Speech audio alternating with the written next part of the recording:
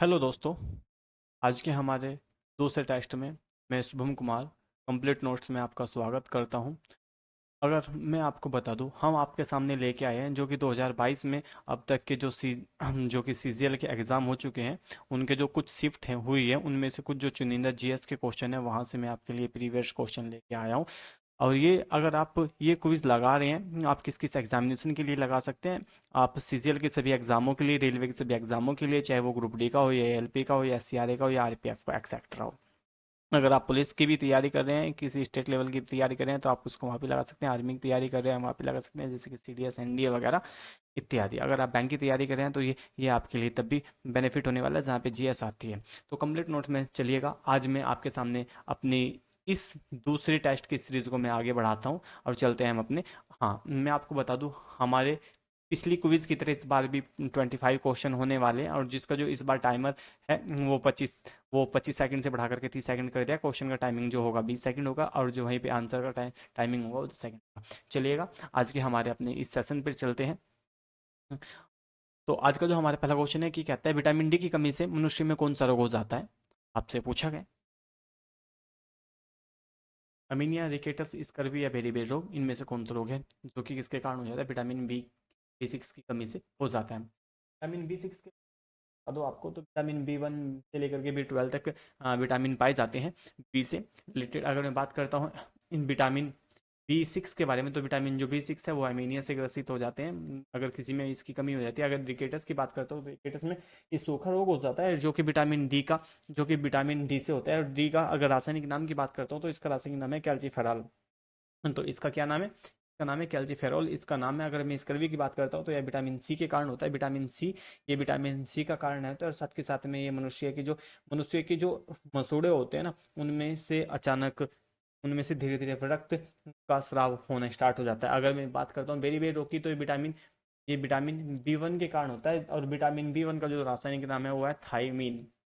जो इसका नाम है वो क्या नाम है, इसका विटामिन बी 1 का है थाइमीन नाम है। अगर मैं बात करता हूँ यहाँ पे विटामिन सी की, तो इसका नाम है स्कारबिक अम्ल। इसका नाम है स्कारबिक एसिड, इसका रासायनिक नाम है। चलिएगा हमारे क्वेश्चन नंबर 2 की साइड। तो अगला क्वेश्चन है हमारा, जो खांसी और जो गोरो की जो राज्य की जो भाषा है वो किस राज्य की है। गोरो और खांसी और गोरो किस राज्य की भाषा है। आपके सामने ऑप्शन है।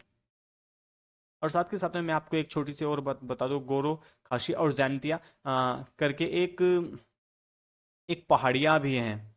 ये पहाड़ी भी है, और ये पहाड़ी भी किसी इसी राज्य में है जिस राज्य की ये भाषा है। और उस राज्य का क्या नाम है, उस राज्य का नाम है मेघालय। मेघालय आपका इसका सही आंसर हो जाता है। तो इस मैंने आपको इसमें एक नई चीज़ बताने की कोशिश किया है। जो जैंतिया की पहाड़ी है वो कहाँ पे स्थित है, जैंतिया की पहाड़ी, गोरो की पहाड़ी और खासी की खाड़ी कहाँ पे स्थित है, वो मेघालय में ही स्थित है। आगे चलते हैं। और अगर इससे पहले मैं आपको एक चीज और बता दूं, अगर मैं बात करता हूँ त्रिपुरा की, तो त्रिपुरा एक भारत का एकमात्र ऐसा राज्य है जो तीन ओर से किसी देश से घिरा है, और वो देश कौन सा है, बांग्लादेश। चलिए अगले क्वेश्चन की ओर। तो अगला क्वेश्चन है कि मनुष्य के सौंदर्य के अध्ययन को क्या कहा जाता है। जब मनुष्य के जो सौंदर्य होता है उसके अध्ययन को क्या कहा जाता है, आपके सामने ऑप्शन है।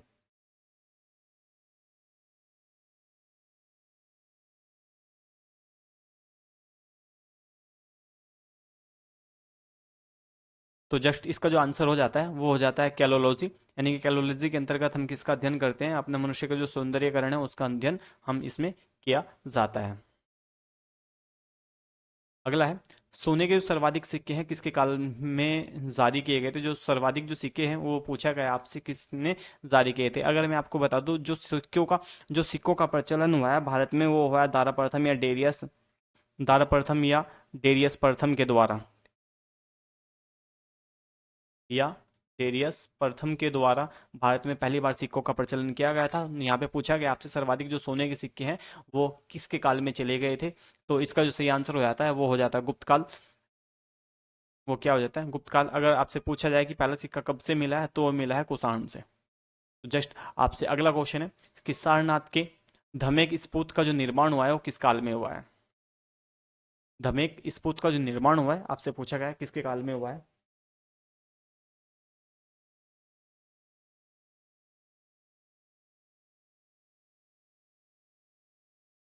तो इसका आंसर हो जाता है गुप्त काल में। तो गुप्त काल में आंसर आता है। अगर मैं बात करता हूँ,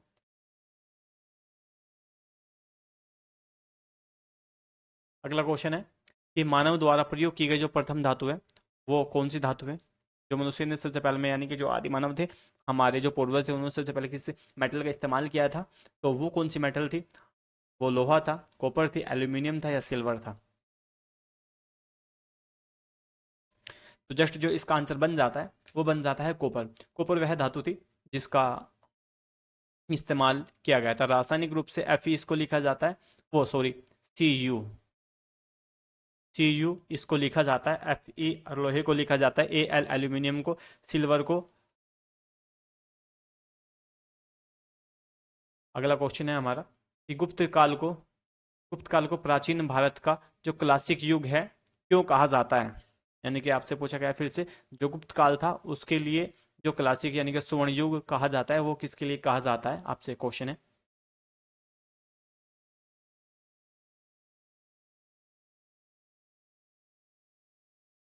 जो इसका सही आंसर हो जाता है वो हो जाता है कला एवं साहित्य के क्षेत्र में अपने चरम उत्सव पर पहुंचाने के कारण इसको क्या कहा जाता है, अपना क्लासिक युग यानी कि जो स्वर्णकाल युग कहा जाता है वो कहा जाता है। और इसके ये किसके समय में कहा जाता है, वो कहा जाता है समुद्रगुप्त के बाद। समुद्र जो गुप्त हुए हैं, समुद्रगुप्त जो राजा हुए हैं उसके समय में ही इसको पूरे को क्या कहा गया, स्वर्ण युग कहा गया। अगला संबंध है निकट दृष्टि दोष का संबंध निम्नलिखित में से किससे है। निकट दृष्टि दोष का संबंध किससे है, आपसे पूछा गया निकट दृष्टि दोष यानी कि मायोपिया।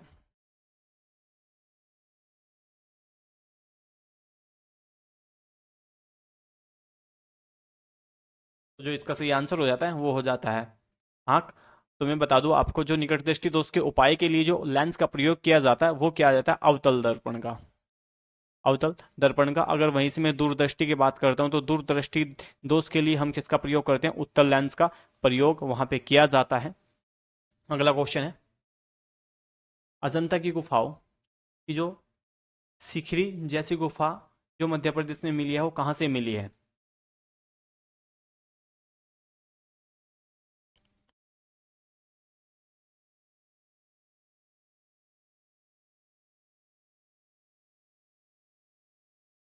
तो इसका सही आंसर हो जाता है बाघ।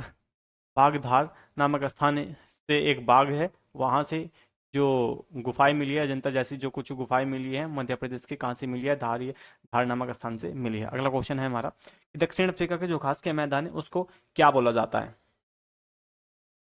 दक्षिण अफ्रीका के जो घास के मैदान है उसको क्या बोला जाता है।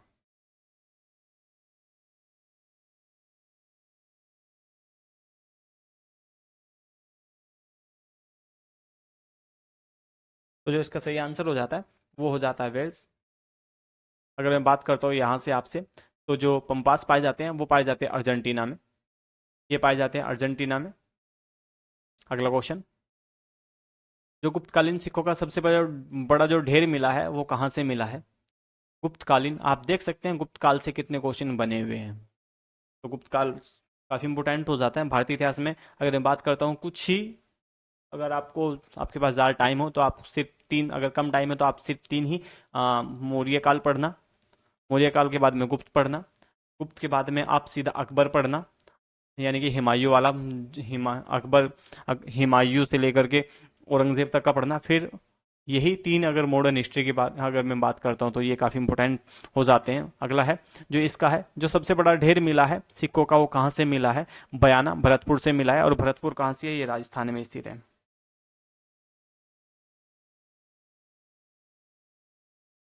अगला क्वेश्चन है, सबसे बड़ा जो कपि है वो कौन सा है। सबसे बड़ा कपि कौन सा है, लंगूर, गोरिल्ला, गिबन, या इनमें से कोई नहीं।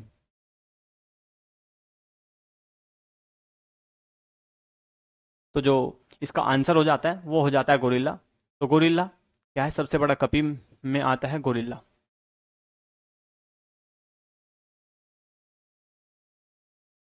अगला क्वेश्चन है, सबसे बड़ा जो जीवित सरीसृप है यानी कि वो कौन सा है, आपसे पूछा गया है। जो कि जो सर्प वर्ग में आता है, सरीसृप वर्ग में आता है, वो सबसे बड़ा जो जीव है, जो जीवित जीव है वो कौन सा है।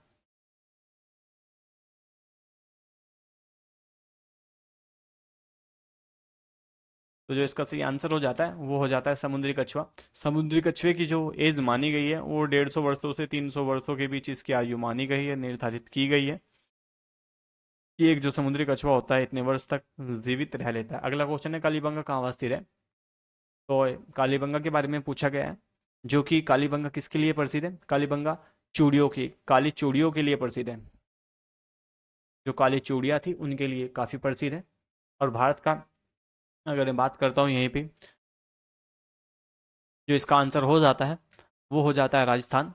राजस्थान में कालीबंगा स्थित है और यहाँ से लोथल, जो कि भारत में सबसे, लोथल वह स्थान है जहाँ पर क्या पाया जाता है, भारत का जो सबसे बड़ा पुरातात्विक स्रोत स्थल है वो यहीं पे है। अगर सबसे मैं पश्चिम भाग की बात कर सबसे पूर्वी भाग की बात करता हूँ तो सबसे जो पूर्वी भाग है वो आलमगीरपुर मेरठ में स्थित है।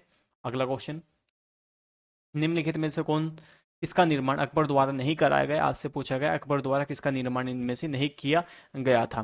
तो आपके सामने ऑप्शंस है, पुराना किला, इलाहाबाद किला, लाहौर किला या आगरे का किला। तो जो इसका सही आंसर हो जाता है पुराना किला।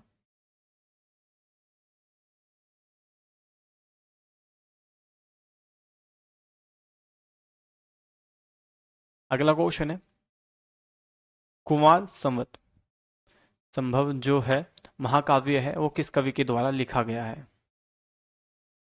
कुमार संभव जो नाम का जो महाकाव्य है वो किस कवि के द्वारा लिखा गया है।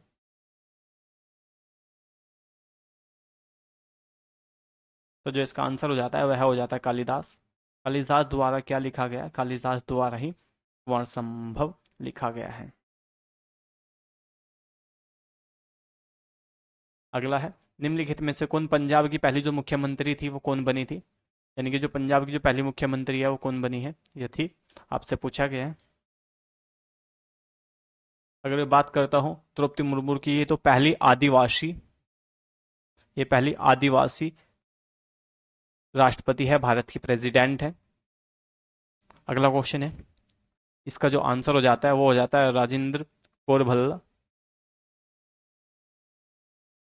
अगर मैं बात करता हूँ सुचेता कृपलानी के बारे में तो ये यूपी की पहली मुख्यमंत्री बनी थी। और महबूबा जो मुफ्ती है ये सक्रिय है आज भी राजनीति में जम्मू एंड कश्मीर के क्षेत्र में। अगला क्वेश्चन है, निम्नलिखित में से किस विटामिन को अपनी गतिविधि के लिए कोबाल्ट की आवश्यकता होती है। आपसे पूछा गया है निम्नलिखित में से किस विटामिन को अपनी गतिविधि के लिए कोबाल्ट की आवश्यकता होती है। कोबाल्ट पूछा गया आपसे किस विटामिन के कारण। अभी हमने विटामिन सी पढ़ चुके हैं और विटामिन B6 पढ़ चुके हैं। तो जस्ट इसका जो आंसर हो जाता है वो हो जाता है B12। B12 वह विटामिन है जिसके कारण जिसको कोबाल्ट की आवश्यकता पड़ती है। अगला है, एड्स रोग से प्रभावित होने वाला जो मनुष्य का अंग है वो कौन सा है। पूरा शरीर है, आंख है, या प्रतिरक्षा या प्रणाली या इम्यून सिस्टम या यौन अंग है जो एड्स से संबंधित है।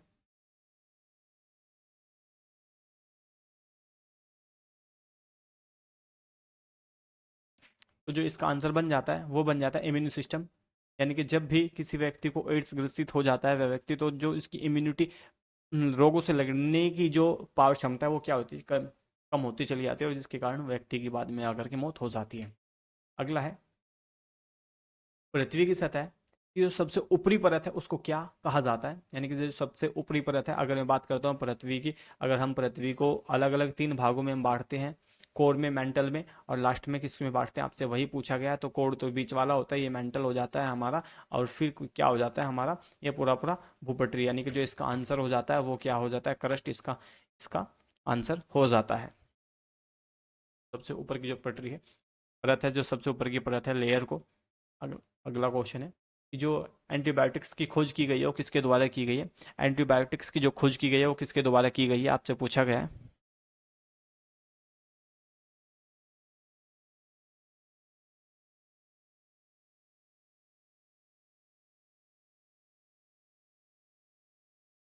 तो जो जो इसका आंसर हो जाता है वो हो जाता है ए फ्लेमिंग। तो अगर मैं इसकी बात करता हूँ तो इन्होंने चेचक के टीके की खोज की थी।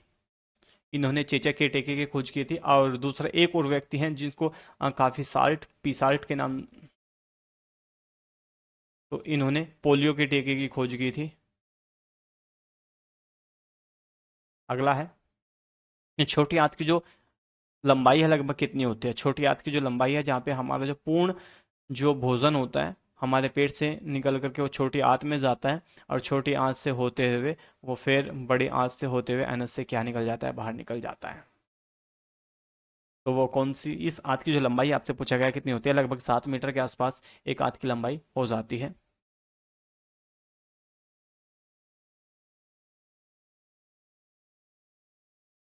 अगला क्वेश्चन है, जो टाइफाइड बुखार है वो किस कारण से होता है।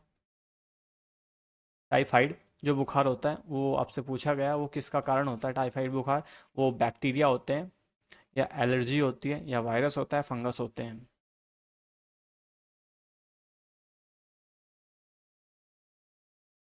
तो जो इसका सही आंसर हो जाता है वो हो जाता है बैक्टीरिया के जीवाणु से क्या होता है, टाइफाइड हो जाता है। अगला क्वेश्चन है, निम्नलिखित में जो सबसे ठंडा ग्रह है वो कौन सा है। मैं बता दूं आपको, हम ग्रहों को दो पार्ट में बांटते हैं, इनर प्लैनेट्स और आउटर प्लैनेट्स। अगर मैं बात करता हूँ आउटर प्लैनेट्स में, पहल के चार हैं, यानी कि पहल के जो चार ग्रह हैं वो कौन कौन से हैं। बुध है, शुक्र है, पृथ्वी है, मंगल है, और जो ये तो है हो गई इनर प्लैनेट्स। और आउटर प्लैनेट्स की बात करते हैं तो यहाँ पे बृहस्पति आता है, शनि आता है, अरुण आता है, वरुण आता है। इस प्रकार से आपसे पूछा गया है जो सबसे दूर होगा, वो जो सबसे दूर होगा वही सबसे ठंडा ग्रह होगा। सबसे ठंडा, सबसे दूर कौन है, जैसे कि अभी मैंने आपको बताया, यहाँ पे सबसे लास्ट में कौन आ जाता है, हमारा अरुण आ जाता है। तो अरुण वह ग्रह जो सबसे लास्ट में आता है, सबसे अंतिम अवस्था में आता है। चलिएगा अगले क्वेश्चन की ओर चलते हैं। निम्नलिखित में से किस राज्य की जो भाषा अंग्रेजी है, राज्य भाषा किस राज्य की जो है अंग्रेजी है।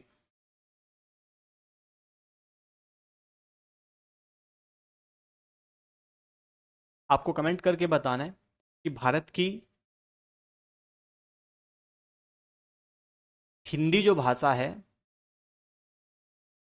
वो राष्ट्रीय भाषा है या राज्य भाषा है। आपको कमेंट में बताना है भारत की जो हिंदी भाषा है वो राष्ट्रीय भाषा है या फिर राज्य भाषा है। तो जो जस्ट इसका जो आंसर हो जाता है वो हो जाता है नागालैंड। अंग्रेजी जो नागालैंड की राज्य भाषा है, ऑफिशियल जो लैंग्वेज है वहाँ की, वो कौन सी है, ये है। जस्ट आपको मैंने बताया कि इंडिया की आपको बताना है जो कि हिंदी लैंग्वेज है, जो कि हिंदी लैंग्वेज है वो इंडिया की मदर टंग है या ऑफिशियल टंग है या ऑफिशियल लैंग्वेज है। अगर आपको मेरी ये वीडियो पसंद आई हो तो मेरे चैनल को सब्सक्राइब करना। कंप्लीट नोट्स में मैं फिर आपके सामने जल्दी एक नई क्विज लेके आऊँगा, जल्दी से जल्दी। अगर आपको मेरी ये वीडियो अच्छी लगी हो तो इसे लाइक करना, सब्सक्राइब करना, और मेरी वीडियो को देखने के लिए आपका बहुत बहुत धन्यवाद।